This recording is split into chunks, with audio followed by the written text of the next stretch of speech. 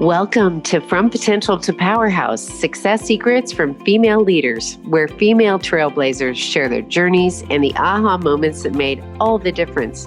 With your host, serial entrepreneur and trailblazer herself, Tracy Holland.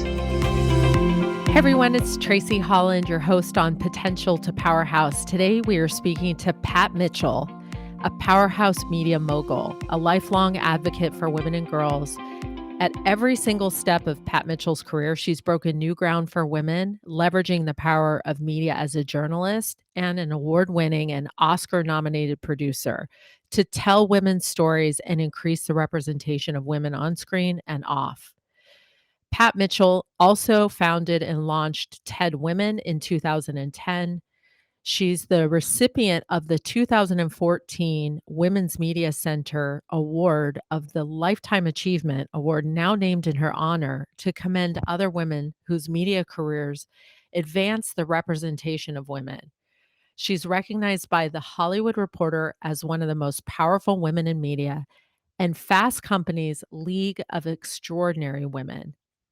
She sits on the board of Sundance Institute and is at the forefront of the Women's Media Center, the Skoll Foundation, and Council on Foreign Relations.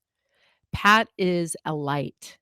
She has so much to say, and her journey through some of the difficulties of childhood and hardship is part of what has made her journey so unique as a powerhouse woman, standing at the forefront of not only media, but also at the forefront of women's issues.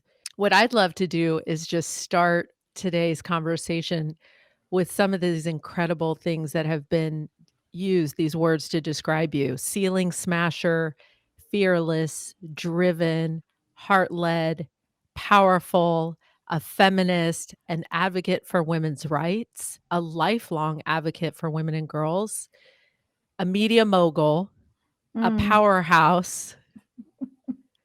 So we're going to dive into your incredible career and what an incredible powerhouse media mogul you are on so many different levels, and how many people's lives you've touched. And just to quote, for example, Stacey Abrams and Eve Ensler and Robert Redford and Gloria Steinem and all these incredible people who have said such incredible things about you. Eve says, "I can think of no woman who does more to offer other women a move forward, from creating and providing platforms for women to share their voices, to making sure women are hired on the job, and insisting women are front and center in the media, to sharing mentoring, networking, and always highlighting the best in us. Pat's life is being a true lesson in sisterhood." So Well, that from one of my favorite sisters in the world. Such lovely thoughts. Thank you for sharing those, Tracy. You know, when you hear the way other people describe you, you always hear it at a sort of third dimension. But I clearly do identify with some of the things that were said, in particular around being an advocate for women and hoping that everything I do and have done and will do uh, has the ultimate outcome of opening other doors and opportunities from other women. That has been the touchstone of it my life has. and my work. It really has. And, you know, in reading your book, also an author, one of the things, Pat, that I resonated with in your book that you mentioned is that as a kid, you didn't feel like you fit in with your family. Like there was this uncomfortableness that you said, you know, I always felt like I didn't fit in, and I knew I was looking for something else. I actually thought I was adopted. And I think now that I've talked to a lot of other women, and maybe you had the same feeling, other women shared that feeling. So it might have been something about being born into that time when things were beginning to open up for women, and yet we were still living these very confined lives with expectations about what we could and could not do. So I used to say to my parents, it's okay. Go ahead and tell me. I won't Right. mind. I Right. was so convinced that I didn't belong to that family or to that town or to certainly not to the life that everyone else pointed forward would be mine. I knew Y that I didn't want that life. yeah, and you mentioned grandmother said falling forward is at least moving forward in momentum, which I really appreciated. Actually, what she said, Tracy, if I might quote her directly, because it's so grandmothery in some ways, and yet I find that every time I say this, women really do identify. I would fall often as a child because I was always running, always. And when I would fall forward on my face, she would pick me up and she would say, "Well, honey, at least falling on your face is a forward movement." You gotta love her. But it was so true. Don't you find that every Yeah. time I felt like, "Oh, boy, this is a failure I'll never overcome. This is a rejection I'll never get past." Every time you'd face that kind of falling forward, um, you'd have to stop, regroup, get up, and keep moving forward, and Every time. generally moving to better places, right? Well, and I think that it's such a perfect example of what later became multiple times of having to overcome, potentially all of us have in expansion in our careers, having to overcome things that we thought were not overcomable. And it's exactly right. It's like, at least if I fell down and blew it, I know that I can get back up and I'm still going ahead, right? I haven't stopped and going backwards.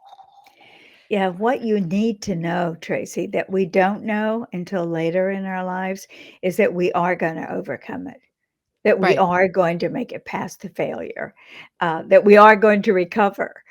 If we knew that more strongly, uh, we would have been a lot easier on ourselves, I'm sure. But certainly there have been times when there were all the factors pointed to you can't do this. And every woman I know has faced that many times in her I agree. lives. I agree.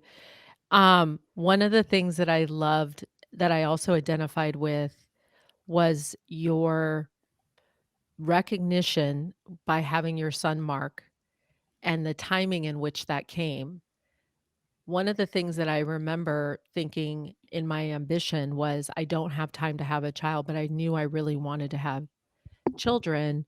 And in hindsight, I would say there's never a good time and there's never enough money and it's never really the right time. And you ended up in your 20s getting pregnant and then getting married and potentially losing your fellowship, graduate school fellowship because you were getting married, which if we think about that, isn't that crazy? Those were the dark ages. And I fear we are rushing back towards those times right now. And to put that in context, there was no real birth control, no birth control pills, no legal abortions, no choice really. And falling in love at 21 when you have no idea what it is you really want in the world, and starting a family at a time when everything else is going on too. In my case, trying to finish a master's degree so that I could become the college teacher. That was my dream at that time. And I'm not sure, to offer a real confession, that there would have ever been a time when I would have said, okay, now's the time to have a child. Now's the time to become a mother. Uh, Careers, especially for women, just don't usually work out that way. And I now see younger women charting out their lives, saying 5 years of working, 10 years of marriage, then we'll have children. But biology often interferes, other things come about. Um, so maybe with more well-planned lives, it is possible to decide this is the time. But for me, it wasn't the time. It was a very challenging time. I was so young myself and so determined to get the education that I'd worked so hard to do. And then the marriage didn't work out either. So at 23, 4, finding myself a single parent with a child to support, was clearly that would not be the life plan one would chart out for No. oneself. And yet, look at, you just put one foot in front of the other and you make mistakes. And I certainly did as a parent. But you do the best you can and try not to judge yourself, which I did harshly for a very long Right. time. I I really recognize and understand that feeling of not knowing if it ever is the right time. I mean, I remember being 7 to 8 months pregnant and looking for clothing I could wear where none of my clients would know I was pregnant. I think I gained 50 pounds in my first pregnancy. So How did can you I. h right? Like, how do you hide that? And yet I would walk in to my then all male clients being 8 months pregnant, wearing chinos clothing because it stretched and it was black and stretchy. And I would just oh, wait, was it called Chicos? Oh, Chicos. Holy smokes, I wore But my Chicos outfits. excuse me for I had to laugh though because at least you had Chico's. Because when I was pregnant, Tracy, we literally wore maternity dresses. I I don't mean, know, oh, those like awful, like awful. sacks. Yeah, Basically, Saks they're basically essentially. moo sacks. That's right. And I was in graduate school. Mark was actually born on the day I graduated with my master's degree. I was on my way to my graduation ceremony in one of those awful moo covered by a graduation gown when nature calls me to the hospital instead. Right. But yeah, And what a prolific day. I mean, and so I really understood. It's like you can't physically be in 2 places at once. You can't be accepting your graduate school diploma, which is such a huge accomplishment considering neither of your parents had gone to college, right?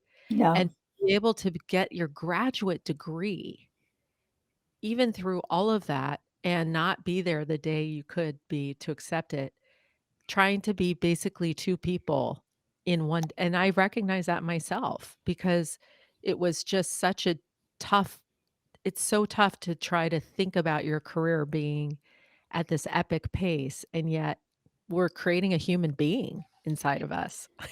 I think that day set up the balancing act that characterizes my life and the life of most mothers I know.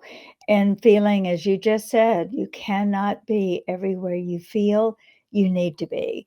If I'm at the soccer game at 5 o'clock, that I'm thinking about the meeting that I missed or cut short, and if I'm not at the soccer game or at the school play or whatever it might be where I want to be as a mother, then I'm feeling guilty about that and not paying full attention at work. So it sets up a conflict for women that we could lessen if we just had better family policies in this country. And that's something I've been working for, not just as my own journey as a working mother, but for all my children and their children. And women need this. They need corporations and businesses to make it easier to balance, which is always going to be a balancing act. But we could have greater help than we're having in this country right now. No question.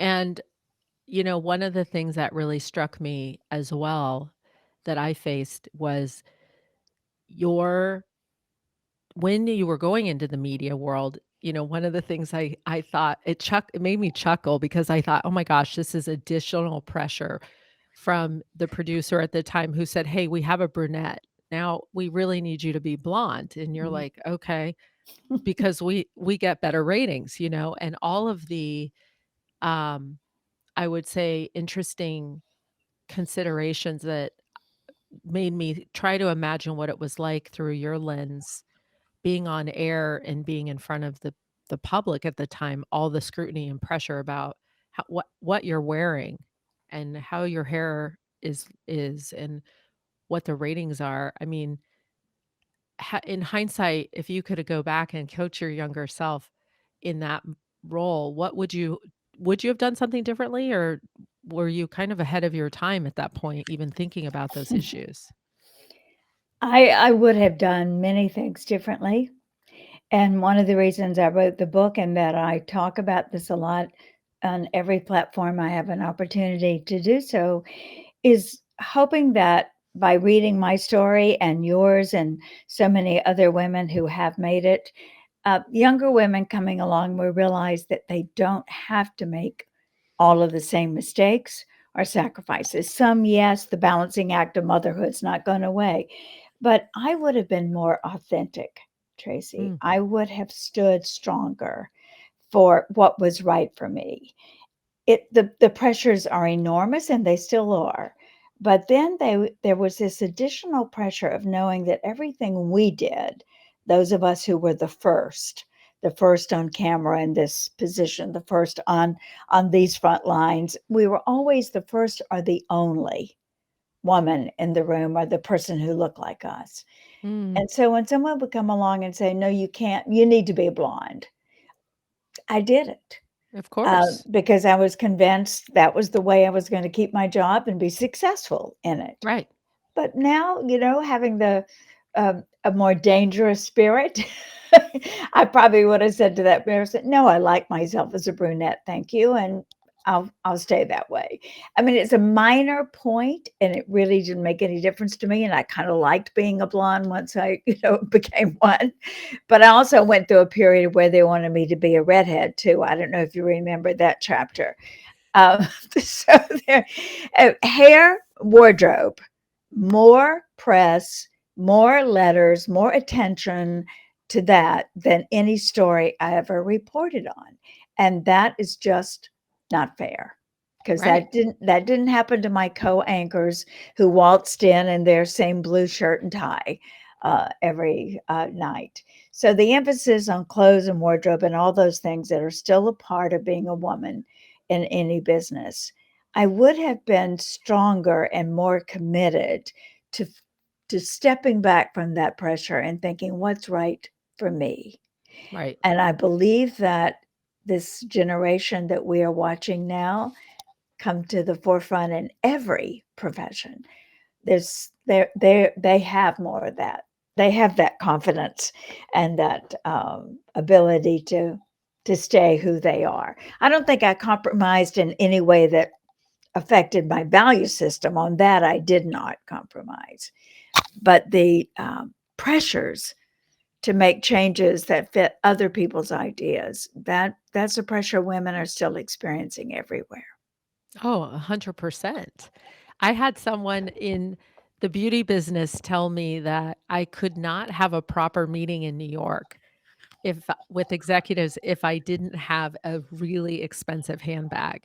And he said, you can't carry that handbag into this, Estee Lauder meeting or whatever it was." He's like, "You're it's you will never make it through the meeting. Like you won't not a word can come out of your mouth before you walk in." So I had to go shopping for a proper handbag Yeah, yeah. I or mean, not there's be taken seriously. right, and there's some things you do because they're just not that important, right? I mean, Right. an expensive handbag was an investment, but it was an investment in you. That's right. And once you were in that room and past that initial surveillance that comes still to nearly every woman when she walks in a room, walking in there with the confidence that I'm sure you had in yourself and in your services, um, that takes the day. But it is believing in ourselves and not letting, we also have this syndrome, as you know, of feeling like we have to tick every box. We have to be perfect in every way, from the Yeah. handbag to the hair to the wardrobe to the PowerPoint presentation or whatever it is. um, being a little easier on ourselves and recognizing that we probably in almost every case have so much more than anyone else in the room anyway, because we've worked twice as hard to get Yeah. there. 100%. And, you did talk a little bit about this in the book, this imposter syndrome or this idea that we sometimes are so much harder on ourselves that do we belong there? Do we belong in the room? Are we as validated as the other people that are sitting there? Do we qualify? All these questions that come up. And that keeps us from doing something that men learned a long time ago to do, and that I really do feel like we should take to heart. And that is, we often miss the opportunity to learn by doing. A man often has no hesitation about saying, "Yeah, I can do that job," even if Right. they've never done anything like it, right? Right. But women, on the other hand, because we do suffer a bit more from the imposter syndrome, what is called the imposter syndrome, which comes from years and years and years of being told what we can't do, after all. Um, but I encourage young women to think about, well, okay, I haven't done that exact thing, but I'll learn it. And that certainly is why I got into television, because I'd never been in a television station. But when they said, "Do you think you can report that story for us?" A story I did know well, I said yes, even though I had no idea what yes meant at the Right. time. So that's what I do feel that we can do more of. Just Yeah. get off the sidelines, jump in, and believe in ourselves, and learn by doing. Right. And that's one of the reasons I think people would describe you as fearless, even all the way back into your 20s. I think one of the things that resonated as I read your story was this sense of jumping in. And maybe it's because we think we have to, and we're in the middle in the moment, and we have to raise our hand. But you know, I loved some of the opportunities that were afforded to you by virtue of just your willingness to say, "Yes, I can do this. Let me jump in and get it done." And just showing up Mm. and being the person that you are. Um, I also was most excited, and I wanted to share and have you share a little bit about the first reality show, which you were really at the forefront of, and it's so perfect. It was called Woman to Woman. And this show, which was produced with Mary Muldoon. Muldoon. Yeah, good Irish girl. um, well, thank you for referencing that, Tracy, because what was important about that was this was the mid 80s. And there was very few programming, very little programming of any kind on any television network or station uh, that really dealt with the issues that women were grappling with every day. That really looked at the way women were living and what they were thinking and doing. There were soap operas and game Yep, shows.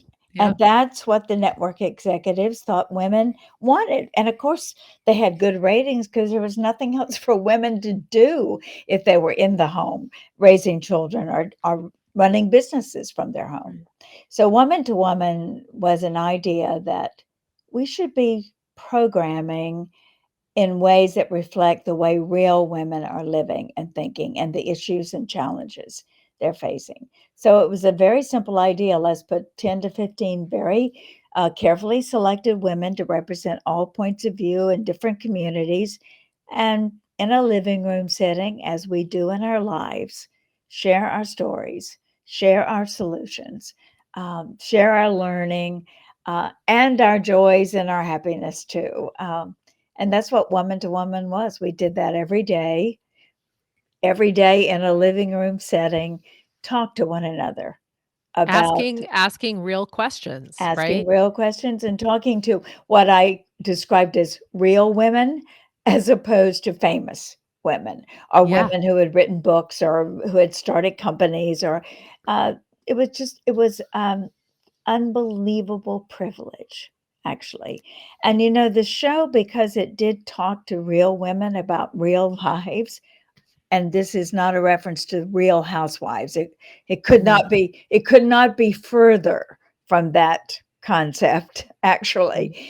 Um, and the idea that women would just sit and talk to each other about their lives, no network executive believed that it would sell.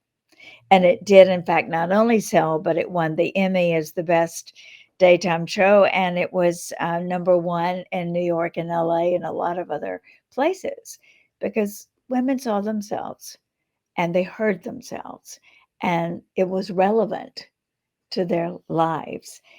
So I was very proud to have put that on television. It was the first, it was the beginning of what later would become a huge opportunity. Everyone would see, yes, women want that kind of programming.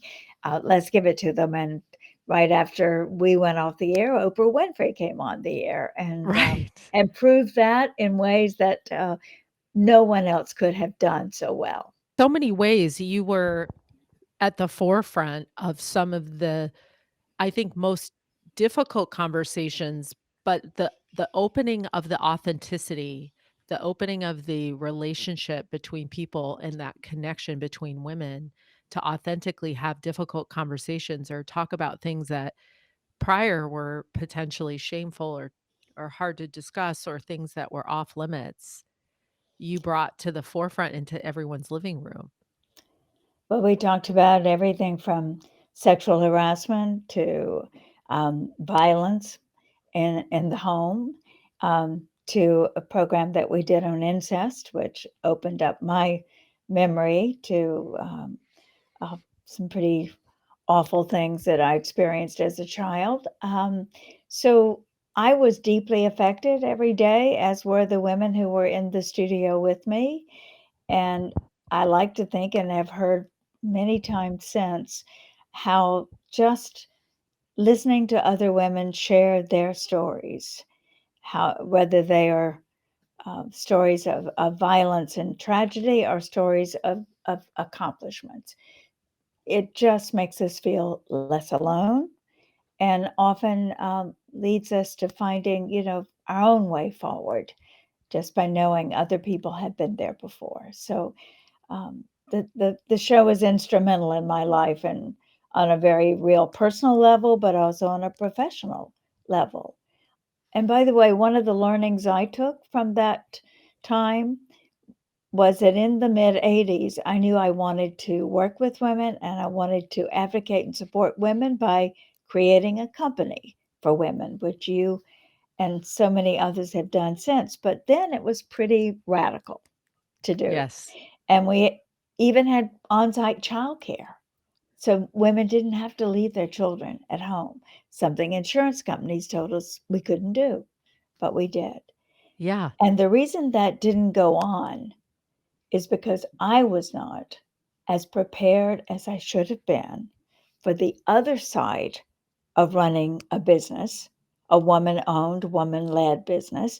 I didn't have the financial Mm, acumen mm, and knowledge that would have helped me overcome when we hit the hard time, when the company that were our financial partners decided to go another direction. We were mm. left abandoned. Right. I would say, okay, Tracy, let's put together a group of women. Let's save this program. But we didn't have that Right. then. And we made a quick, easy decision to keep it on the air by going back to the network, to NBC. But that is one thing I would change now. I would have been prepared to say, oh, okay, you don't want to be in business with us? We'll make our own business. And But that's what it's I love about the progress we've well, made. and it's just another example of what kind of visionary you were and how ahead of your time in so many of these really important areas that you were. Because I remember reading that you had, over 80 employees, that you were changing diapers, that you were giving women maternity leave paid, right? That people brought their children to work. And you said, I had a 2-year old and then a 4-year old and a 6-month old. And I used to joke that it was in the water because every young woman who worked for Woman to Woman seemed to get pregnant in those 2 years. But why not? Because you knew you could have a child and not have to stop working if you didn't want to. Yeah, it was a great time. I wish we it's, had kept it going for longer, but boy, we did push a few boundaries out of the way in the meantime. oh man. And I think, was it during that time Elizabeth Taylor reached out to you and said, hey, I'm at home. I'm a housewife now, but I'm watching this and you're kicking ass, lady. Keep it up. Well, yeah, that was the first time I heard from her, and then we both ended up in Washington at the same time when she was married to a senator, and I was hosting a daytime talk show. So yeah, we bonded over, the fact that no one was programming to the women who were the majority of television viewers then and now, and the majority of social media users. And I mean, in every way, media should be a woman's best friend because we are so skilled at communicating. We were the first to adopt social media in such great numbers because we could it put us in instant and constant touch with each other.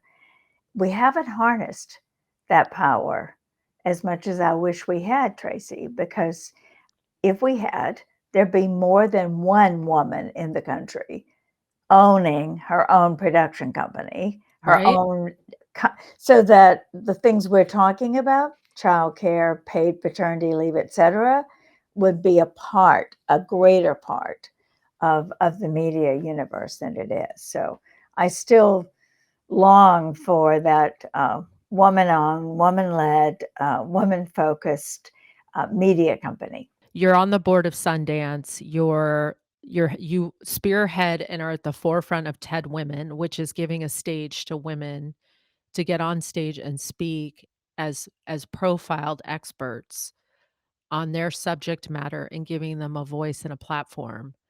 So, I think I would put you up there with someone like Oprah who owns her own production, because this is the platform where we as women, there's so few of you. There I mean, there's less than 3 I can think of. There's only one Oprah Winfrey. She's incomparable. But I would say that TED Women is a good example of believing in an idea and understanding what that meant to me was that there was no place for women scientists, doctors, physicians, farmers, artists, actors, writers. There was no platform that had the same reach and impact of TED, and the TED Talks were 10 years ago, mostly given by men. So I said to Chris Anderson, the owner of TED conferences, let's just create another platform. And his first response, along with a lot of other people, was, well, let's don't create a separate sort of female ghetto of TED Talks. And I understood that criticism, but that again is another way of holding us back and not recognizing that if there's an opportunity to create another platform so that there can be 500 more TED Talks and there'll be 500 talks by women, then why not pursue it? And we thought we would do it once and prove the point, and happily we just finished our 11th, 12th, one being virtual, but 12th in-person TED conference. And there are TED Women Conference, and there are hundreds of talks by women who had and have ideas that need to be shared with the world. Yeah. And I had the privilege of going to the last conference in Palm Springs and seeing it firsthand and getting a chance to sit with these incredible powerhouse women from all over the world, economists and scientists and, medical breakthrough leaders of new and big ideas and thought. I mean, it was mind-boggling. It was really humbling. I am stunned every year by the number. Every woman who takes that stage, it just it's awesome to be a part of finding them, researching their work, selecting them, working with them, helping them create their TED Talk, and making it as global as possible. I think we're probably have brought more women from more parts of the world to the TED stage, and and that's just again another way of saying if there's an opportunity to elevate a woman's story, pursue it. And if it doesn't exist, create it. That's right. So in terms of, you know, you won the Lifetime Achievement Award, which is now actually named in your honor, for the Women's Media Center honored you. At what point, and I know you lost both of your parents, so at one point, I remember in your book, your father seeing you on air and saying, "Hey, you're just having it doesn't look that hard. You're just reading." from a from a script or something like that. Yeah, I think he said he could do it better. Oh, okay, yeah. I looked at that and I thought, you know, at what point did you, coming from such humble beginnings and making your way the way in which you have in your career, was there a point or a transition where you thought, "Holy smokes, I've made it? Like, I'm a true powerhouse." Was it in DC? Was it when you sat in front of Ted Turner and you talked about your role at CNN? Like, was there a point where you thought, "Holy smokes." No, I really can't point to one particular time or incident. And maybe that's also a characteristic of me and many women I know.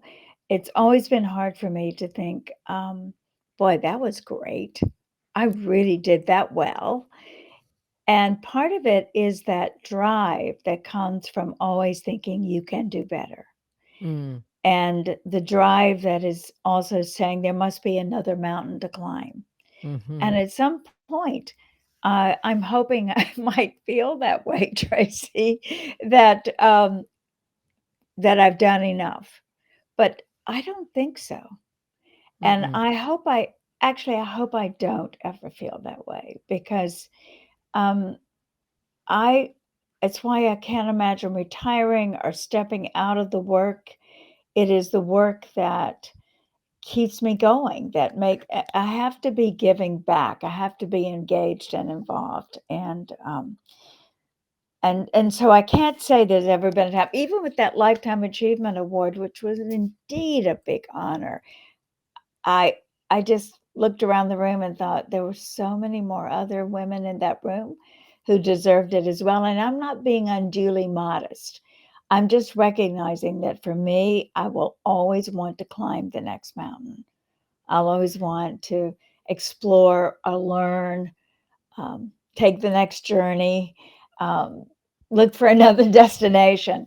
That's what I think keeps me young at heart, anyway. Yeah, I would agree. I mean, and so at one point as in your career, you become president of PBS, which I think is a beautiful culmination of everything. It's even woman to woman in some ways, telling stories, the documentaries, the truth of and bringing PBS.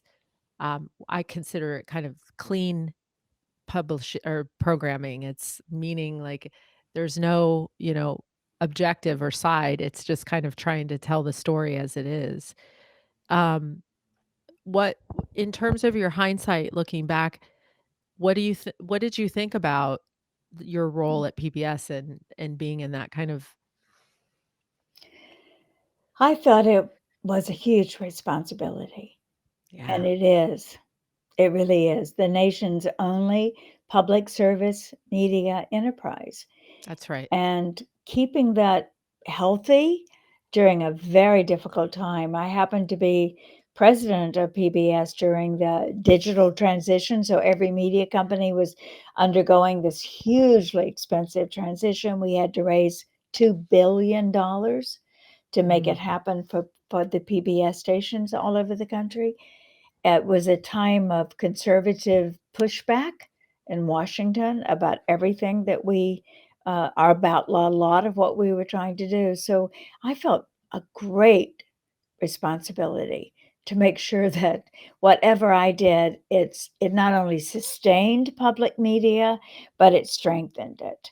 So it was a great job. It really was a huge opportunity. I hope I took the fullest advantage of it. I really tried. I traveled to 350 public television stations, meeting the people who care about that kind of programming and who support their local radio and television public stations. So, yeah, it was a great privilege. I honestly couldn't think of anything else in media I wanted to do after that job. That I was bet. the top of the mountain. I bet. Then I had the Paley Center for Media, which at the time was the Museum of Television and Radio, come and say to me, well, how about talking about the role of media in the world? And that is what led me to make that decision, and change the name of the institution with the board's approval. And we really did then, for the next 7 or 8 years, have international forums on the role of media at a time when it's been the most transformative, powerful force in all our lives. That's right. And I think one of the things that I really I saw a similar situation with Kay Koplovitz, who you probably know well Wow. from USA Networks, um, where she's at the forefront over and over again as the only woman in the room. And in fact, I think one year she said she won uh, an achievement award, and they held the award at Augusta. And then as she was going in to receive the award, she realized that they didn't allow women Hmm. into the dining room. And so she said, "Well, I'm the person getting the award. Where are we going to move the dinner? Because I'm the." I do remember that. Kay is a trailblazer, and she was the first woman to run a cable network, and she continues to this day doing extraordinary work for other women. Yeah, it just tickled me Yeah. because her perspective was, I'm at the forefront of this media company and I won the award. If we can't have it in the dining room because I'm a female, you better move it. And in doing that, she probably burst through, not only a whole lot of, boundaries that were around what could and could not be allowed, which is what she's done her whole career. We had some great women in those early years. I think we're all called pioneers, and I kind of hate You that. are. I kind of, Kay and I once laughed, but doesn't that mean those women in the kind of long dresses? And, but we were the pioneers because we really, we had to break a lot of new ground. But how exciting for us too that we I got know. to do that. And you're allowing all of us coming behind to stand on your shoulders, right? And you're giving us the confidence in ourselves to be able to walk into that same room I and must feel say, like we belong. yeah, one of the most meaningful awards, that I ever received, or recognition, I should say, was from a group of women who gave me a golden ladder.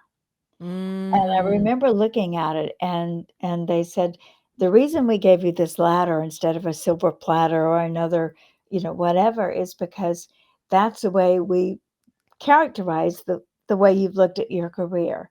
Is that every rung, that every step I took up that ladder, I did try and drop my hand, I to love the that. woman coming behind, and I look at that ladder, um, and almost every day, and think, okay, who's coming along? Who's trying to do something new and different? In what way can I help? And I don't consider that anything but a huge opportunity as I well as love it. responsibility.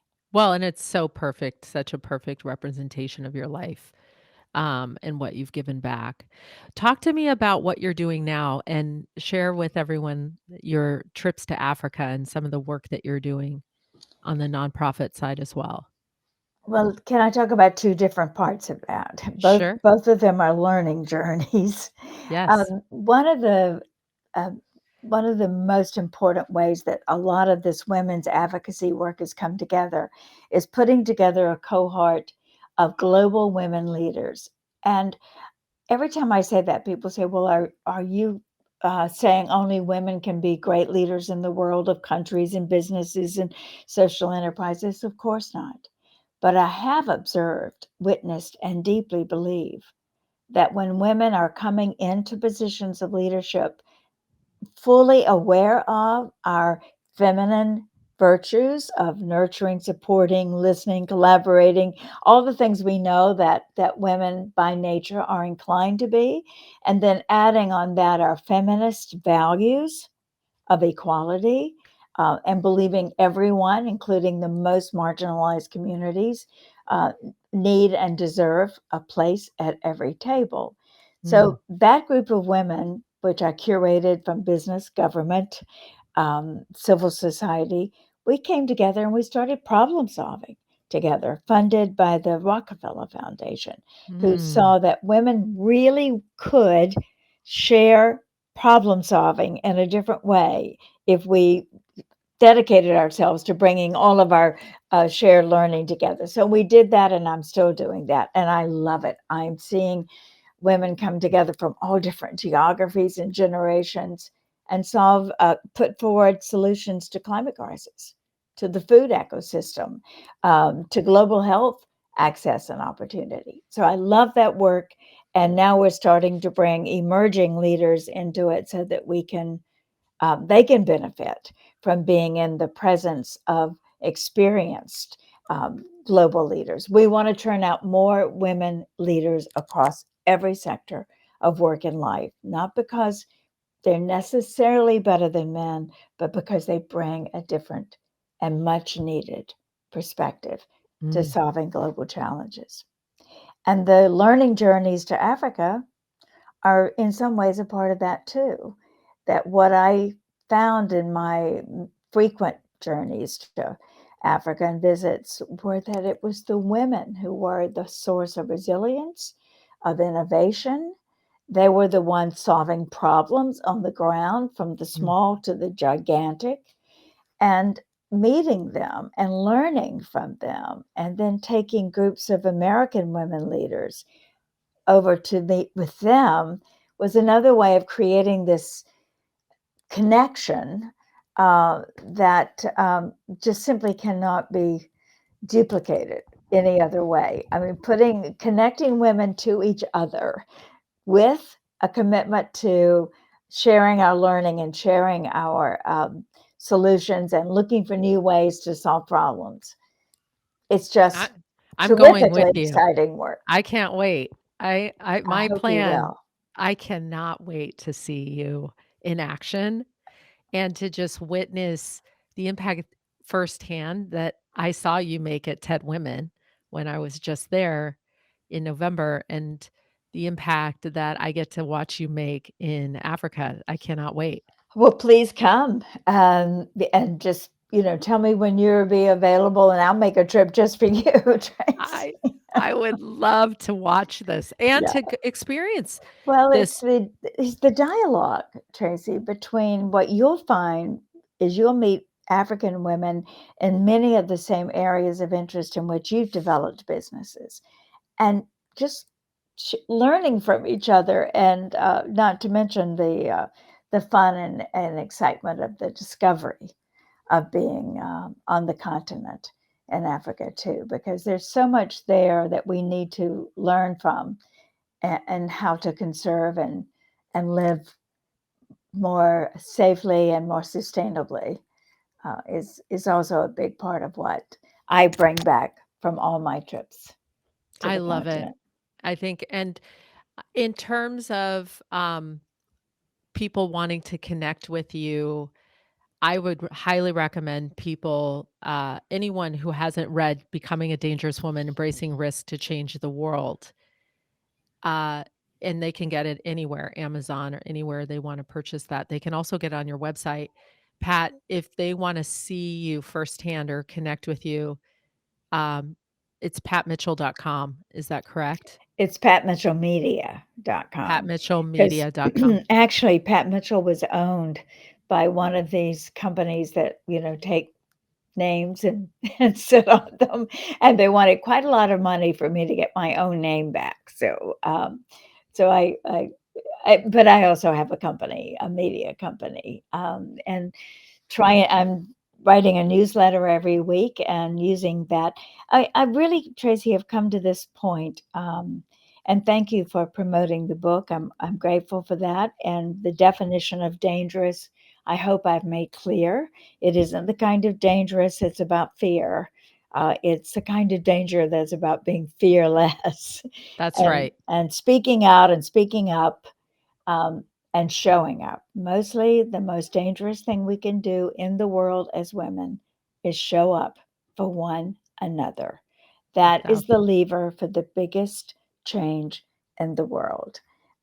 So I try and do that through every opportunity like this one to speak with you, through the platforms of writing and speaking, um, and in any opportunity that I have where I can elevate other women's ideas and stories. And this idea of, as you said, being a dangerous woman, there there is a need for women who are in power, who have a lot of eyeballs, who have the voice and the listening of large people like TEDWomen to stand up and say, I'm a dangerous woman. I'm going to speak my word. I'm going to tell you authentically what I think.